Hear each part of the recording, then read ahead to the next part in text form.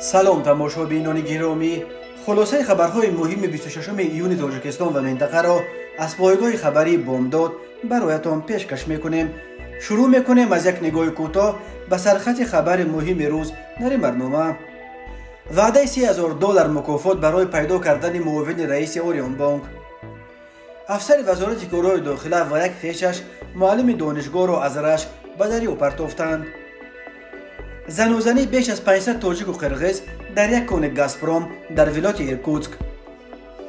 بازداشت نفر متهم در کشتار راننده تاجیک در امریکا. من در درون قفسم، بازداشت بلاگر تاجیک جنیدالله خدایاروف در روسیه. و اکنون تفصیلات خبرها. وزارت کارهای داخله تاجیکستان روز 26 ایون عکس‌های ماشین را که با استفاده از آن معاون یکم رئیس اوریون بانک شورت اسمت الله را بردند نشر کرد و اعلام کرد که برای یافتن این بانکدار معروف $30,000 جایزه تعیین کرده شده است. بنا به اطلاع رسمی وزارت کارهای داخله، شام 23 میلیون سال 2023 تخمین ساعت 20 دقیقه در ناحیه اسماعیل سامانی شهر دوشنبه، شهروند اسمت الله شورت جای کارش معاون رئیس اوریون بانک از جانب گروه متشکل جنایتی عبارت از 4 نفر با استفاده از قوه جسمانی دستگیر کرده شد و به داخل واسطه نقلیات تمغه خونده صنعت رقم قید دولتیش 0197M01 قبلا 129XA01 رنگش سیاه پر را 36 مجبورا سوار کرده از جای حادثه به خط سیر خیابان رودکی میدان سرچیان محله خوجنبیای بالا حرکت نموده به نزد بازار کوشانیان به حدود محله های لچوب گذشته غیب زده است. وزارت کارهای داخله گفت وابسته به این حادثه پرونده جنایتی آغاز کرده شده، تفتیشات پیشکی و چاره‌بینی‌های اپراتیوی جستجویی ادامه دارد. کسانی که برای آشکار نمودن این جنایت به مقامات حفظ حقوق مساعدت میکنند یا خبر میدهند در حجم برابر به $30,000 امریکایی مکافانیده میشوند. تامین امنیت مساعدت کنندگان و افشای نشدن شخصیت آنها کفالت داده شده طبق طلبات قانون جمهوری تاجیکستان درباره حمایت دولتی اشتراکچیان مرافعه سودی جنایتی حقوقهای آنها حمایت کرده میشوند، اعلان کرده است وزارت کارهای داخله. این یاد گفت با مقصد برای ماندن همکاری‌های مخفی با شهروندان در وزارت کارهای داخلی اتاق علایده مخصوص مخفی باوری با رقم تلفن موبیلی 992 93 992 2446 پیوست به برنامه‌های اینترنتی واتساپ، وایبر، ایمو، تلگرام و سراغ الکترونی سازمان داده شده است. شهروندان می توانند به باوری همکاری خود را با همین اتاق مخصوص الکترونی برآورند. شهروندان می توانند به رقم تلفن باوری وزیر کارهای داخلی جمهوری تاجیکستان رمضان رحیم‌زاده نیز زنگ بزنند. 992 888 5511 پیوست به برنامه‌های مسنجری واتساپ، وایبر، ایمو، تلگرام. شورت اسماعیلوف 49 سال داشته از نفران نزدیک حسن اسدالله زاده رئیس اوریون بانک و دادر عروس امامعلی رحمان پرزیدنت تاجیکستان به شمار می رفت. او سالهای زیاد معاون اول رئیس اوریون بانک بوده و به گفته آگاهان عملا کار این بانک را پیش می برد. محصولات خریدهای اوریون بانک و همین طور تامینات چاره‌بینی‌های دولتی که مبلغ گذاری را این بانک به دوش می گرفته است اساساً در دست شورت اسمت الله بود و گاه وی را به این دلیل خلطه پول اوریون بانک نیز می نامیدند. دادستان کل تاجیکستان روز 24 ایون سال 2023 بار اول قضیه ناپدید شدن استاد دانشگاه دولتی تجارتی تاجیکستان اسماعیل جان رحمانوف را شرح داد و تصدیق کرد که روز 15 ایون سال 2023 سردار شعبه تحلیل، بنقشه‌گیری و مناسبت‌های بین المللی اوباب ریاست مبارزه به ضد جنایت‌های متشکل وزارت کارهای داخله جمهوری تاجیکستان پدپلکوونیک میلیتسیا یوسف زاده اکمل حاتم با شهروند شکوروف اسماعیل جان برای آدمربایی دستگیر و حبس پیشکی گرفته شدند.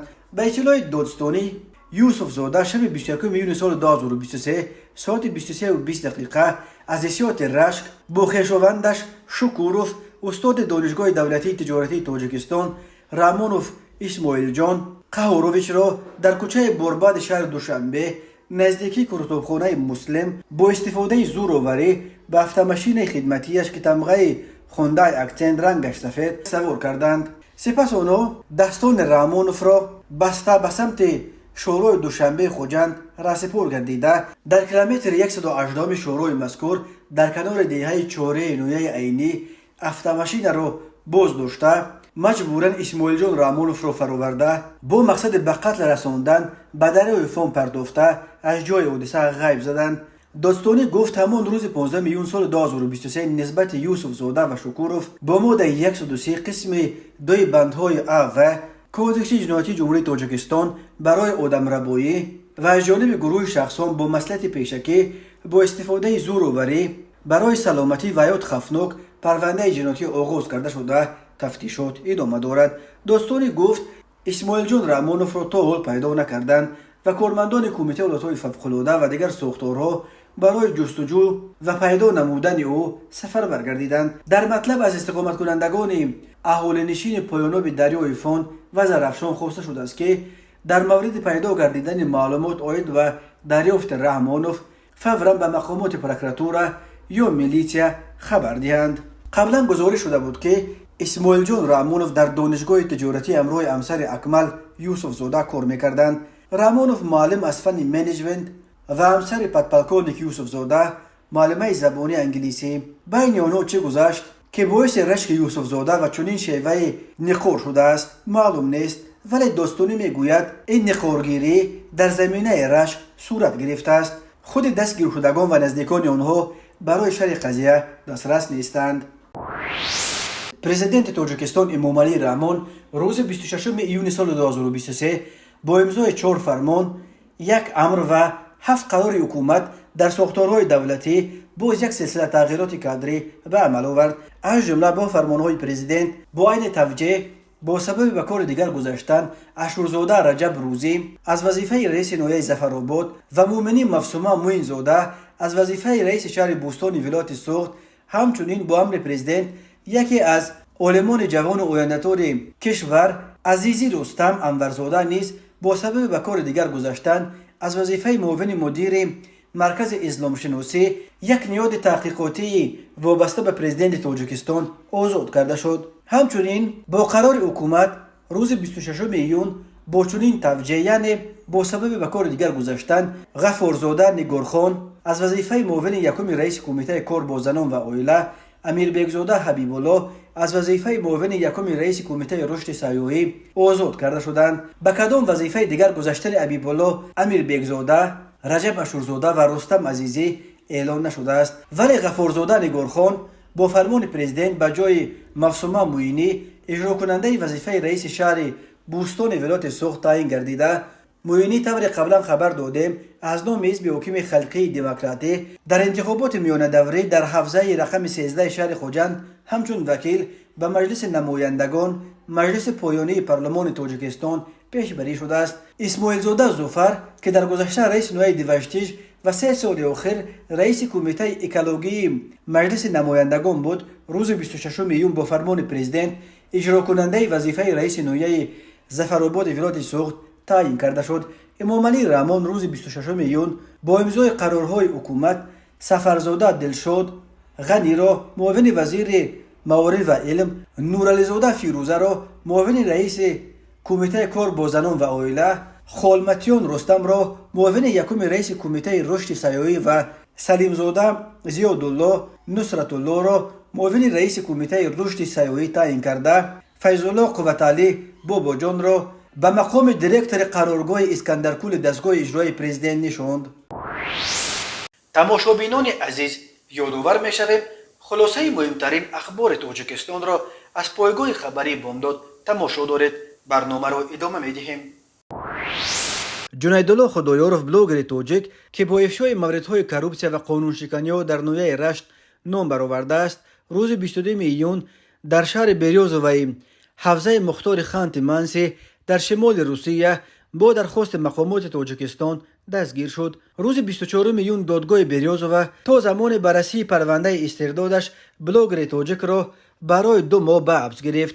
بنا به اطلاع دریافتی ریاست کارهای داخلی منطقه رشت به ضد جنیدالله خدایارف بر اساس شکایت یک اولاد دیگر از دادگاهش دهه یشم جماعت به نام باقی رحیمزاده بر اساس ماده 237 قسم 3 کودکس جنایتی تاجیکستان با اتهام اوباشی پرونده جنایتی گشوده او را تحت جستجوی بین المللی قرار داده است. در یک ویدیو از تالار دادگاه بریازوف جنیدالله خدایورف این پرونده را بافته و فرمایشی نامید و سازمان‌های بین المللی حامی حقوق نیز خواسته است که از او حمایت کنند و مانع استردادش به تاجیکستان شوند. خصومت بین اولاد خدایورف و حسینوف در دهه یشم تاریخ چندین سال دارد. سال 2018 بحث بین جوانان از این دو اولاد در بازی والیبال تا به پرونده جنایتی و محکوم شدن دو تن از خدایورف کشیده شد. جنیدالله خدایورف نیز در سال 2019 بر اساس بیانات نمایندگان همان اولاد رقیب به سلفیگرایی عیب داد و به 5 سال زندان محکوم گردید. تنها بعد 1 سال بر اساس قانون عوف به آزادی برآمد. خود او اتهامات سلفیگرایی را قطعا رد میکرد و پروندهش را انتقام مقامات نویه و شخصا رئیس وقت نویه قناعتشاه لایق‌زاده برای مقاله های تنقیدیش مینامید. در این بین روز 2 ایول سال 2021 خصومت بین این دو اولاد در دهه یشم به کشتار انجامید. چند نفر از اولاد حسینوف در جریان مناقشه نوبتی علیرضا خدایورف برادرزاده جنیدالله خدایورف را در کوچه تنها دیده به صورت گروهی لطکوب کردند و کاردش زدند. متاسفانه علیرضا از رفتن خون زیاد جان داد. دادگاه اولی تاجیکستان روز 7 ژانویه سال 2022 ساکن دهه یشم نویه رشت حسینوف ظفرجان و عظیموف عبدالله را با جرم کشتن همدیه‌شان علیرضا خدایورف متناسباً به 19 و 17 سال زندان محکوم کرد. خدایورف طلب داشتند که در کشتن علیرضا 5 نفر از آن اولاد اشتراک داشتند و باید همه‌اش به زندان کشیده شوند. ادامه خصومت بین دو اولاد به آن آورد که سال 2022 مفجگل غریب و مادر سالخورده جنیدالله خدایورف را با جرم اوباشی محکوم به 2 سال به حبسخانگی کردند. خود جنیدالله خدایورف بعد آزاد شدن به روسیه رفت و از آنجا به اوکراین رفت. ماه فوریه سال 2022 در پی شروع جنگ روسیه با اوکراین وقتی که شهروندان تاجیکستان را از اوکراین برآوردند جنیدالله خدایورف نیز به مولداوا انتقال داده شد و امکان داشت که در یگان کشور اروپا پناهنده شود، اما او باز به روسیه برگشت چون که می گفت از اینجا امکان بیشتری رسیدگی و کمک به خانواده‌اش در رشت را دارد. جنیدالله خدایورف در مراجعتنامه ویدیویش گفت پرونده نوبتی به ضد او را مقامات رشت باز هم بر اساس فرمایش نمایندگان آن اولاد رقیب کشودند چون که او به مجازات همه نفران در قتل برادرزاده‌اش اشتراک شده پایفشاری میکرد.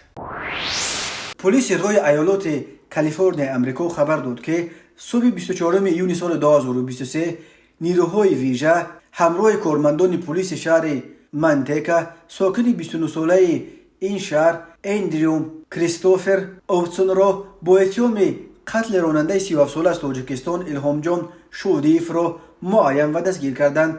الهام شودیف که 5 سال باز در ایالات کارولینای شمالی امریکا به سر می‌برد و در شرکت بزرگ آمازون به حیث راننده ماشین بارکش کار می‌کرد، روز 15 ایون سال 2023 در شهر لتروپ ایالات کالیفرنیا از یک ماشین دیگری راهگذر با چند تیر کشته شد. رابین جونز نماینده پلیس روی کالیفرنیا خبر داد که ماشینی که از آن شودیف را پراندند و شخصیت تیرانداز در نتیجه آموزش ثبت‌های ویدیو کامراهای نظارتی و کمک شاهدان و اهل جامعه معین کرده شد. جونز گفت دستور بازداشت اوبتسون بدون اتهام آدمکشی صادر شده بود ولی او را در زندان سن خوکیان علاقه با اتهام کشتار به حبس پیشکی گرفتند. پلیس روی کالیفرنیا در توییتر چند عکس لحظه بازداشت اوبتسون از جانب پلیس نیز نشر کرده است. سبب راننده تاجیک را کشتن این ساکن محلی نامعلوم باقی میماند.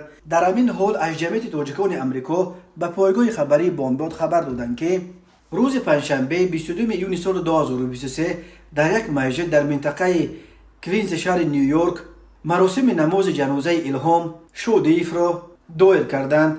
بعدا جنازه او را طبق خواسته نزدیکانش برای دفن به وطن فرستادند.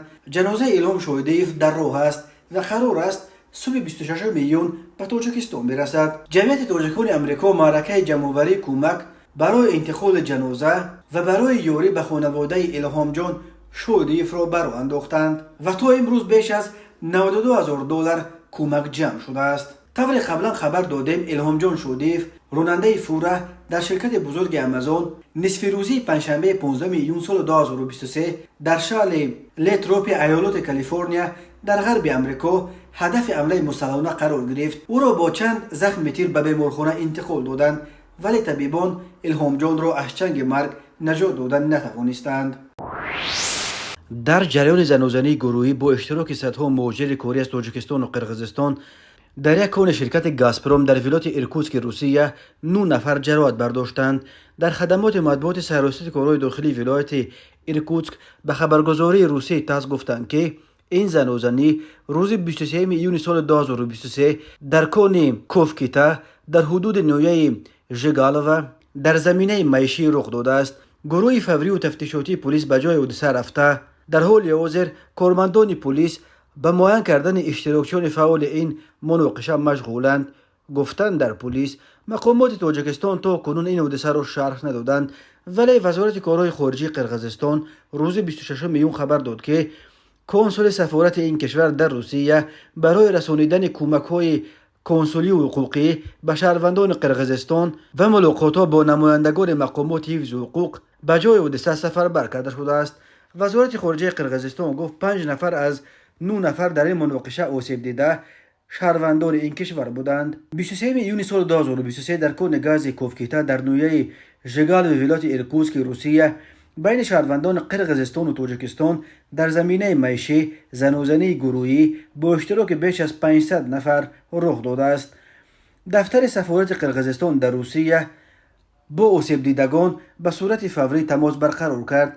5 شهروند قرقیزستان جراحت‌های گوناگون برداشتند و 1 نفر آنها را در بیمارستان بستری کردند. گفته می‌شود در اطلاع اداره سیاست خارجه قرقیزستان تلگرام کانال شاد خبر داد که سبب مناقشه بحث کارگران تاجیک و قرقیز بر سر نوبت در آشخانه شده است. تلگرام کانال شاد نام 9 نفر آسیب دیده و جراحت برداشتن آنها را نیز نشر کرده است. مماتوف 31 ساله جراحت‌ها از قسمت سر، نورماتوف جراحت‌ها از قسمت سر، المازبیکوف جراحت از قسمت شکم، بیلولوف آسیب پوشیده کوسه‌خانه مغز سر، اتربیکوف آسیب زیاد از قسمت سر، چورشنبیف آسیب پوشیده کوسه‌خانه و مغز سر، سیدلیف آسیب زیاد از قسمت سر، سفاروف آسیب زیاد از قسمت سر، اسکندروف آسیب زیاد از قسمت سر. در کون کوفکیتا و دیگر کارخانه‌های سوای گاز در سیبیر هزاران مهاجر از کشورهای آسیای مرکزی کار می‌کنند. سال 2022 در پی یک چنین زنوزنی گروهی در کارخانه کارکرد گاز امور که نیز بین کارگران تاجیک و قرقیز و نیز در آشخانه رخ داده بود، آن کارخانه 10 تن از زادگان تاجیکستان و قرقیزستان را از کار راند. ماه آگوست سال 2021 در پی یک سلسله زنوزنی‌ها با اشتراک مهاجران در منطقه‌های گوناگون روسیه وزارت کارهای داخلی این کشور هشدار داد که از این به بعد مهاجران را برای دغلانه و ویران کردن ترتیبات جمعیتی از جمله برای اشتراک در زنوزنی‌ها بی‌رحمانه به کشورهای زادگاهشان اخراج کرده از حق عبور مرز روسیه محروم می‌کنند. در پایان سال 2021 وزارت کارهای داخلی روسیه خبر داد که الکی بیش از 400 مهاجر را محض برای اشتراک در زنوزنی‌های عمومی از این کشور اخراج کردند. اکثر آنها را به مدت تا 40 سال از حق عبور مرزهای روسیه محروم کردند. به دست اداره پایگاه خبری بامداد ویدیوهای رسید که در آن اثرات سیل در موضع شودره نویه روشقلعه ولایت مختار کوهستان بدخشان ثبت شده است. در این نوارها که ساکنان از نقطه مختلف ثبت کردن دیده می شود که یک سیل عظیم با صورت بلند سنگ و گل و چوب را پیشانداز کرده به بالای یک منطقه اولنشین فرو می ریزد.